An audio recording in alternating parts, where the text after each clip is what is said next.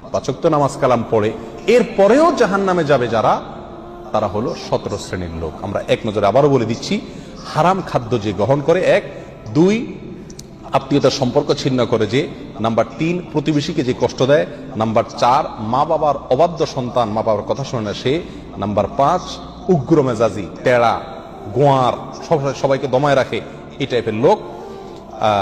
Number 6 অধীনস্থদেরকে, প্রজাদেরকে, যে সমস্ত শাসকেরা, যে সমস্ত রাজারা, যে সমস্ত রাষ্ট্রপ্রধানেরা, সরকার প্রধানেরা বা যে যে লেভেলে আছে সে তার প্রজাদেরকে ধোঁকা দেয় যে তারা। নাম্বার 7 অন্যের সম্পদকে অন্যায়ভাবে আত্মসাৎকারী ব্যক্তি। নাম্বার 8 উপকার করে কারোর খোঁটা দেয় যে ব্যক্তি, সে জান্নাতে যাবে না। নাম্বার 9 চগলখোর ব্যক্তি জান্নাতে যাবে না, মানুষের পিছনে কথা লাগায় বেড়ায় একজনের আরেকজনের কাছে। নাম্বার 10 অন্যকে নিজের পিতা হিসাবে, নিজের বাবাকে না বলে, পরিচয় না দিয়ে অন্যকে নিজের বাবা হিসাবে, পিতা হিসাবে পরিচয় দেয় যে ব্যক্তি, সে। নাম্বার 11 গর্ব এবং অহংকার করে যে ব্যক্তি, যার মনের ভিতরে অহংকার আছে, সেই জান্নাতে প্রবেশ করবে না। নাম্বার 12 রাসূলুল্লাহ সাল্লাল্লাহু আলাইহি সাল্লামকে যে ব্যক্তি ফলো করে না, তার নির্দেশকে মান্য করে না, সেই ব্যক্তি।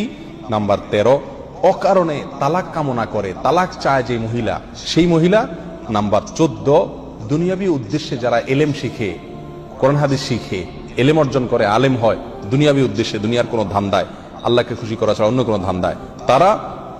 নাম্বার 15 চুলে বা দাড়িতে কোনো জায়গায় কালো কলব, পিওর কালো কলব ব্যবহার করে যারা, তারা।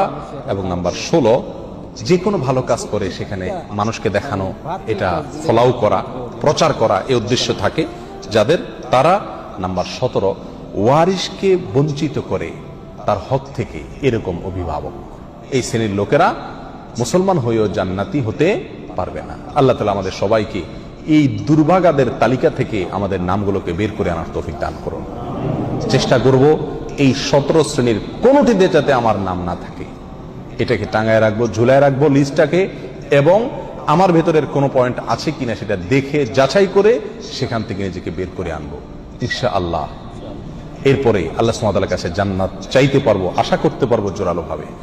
আল্লাহ সুবহানাহু ওয়া তাআলা আমাদের সবাইকে আখিরাতে কিয়ামতের দিন একেবারে ফার্স্ট চান্সে, প্রথম চান্সেই জান্নাত যেন আমরা লাভ করতে পারি, জাহান্নাম থেকে মুক্তি নসিব যেন হয়, সেই তৌফিক দান করুন।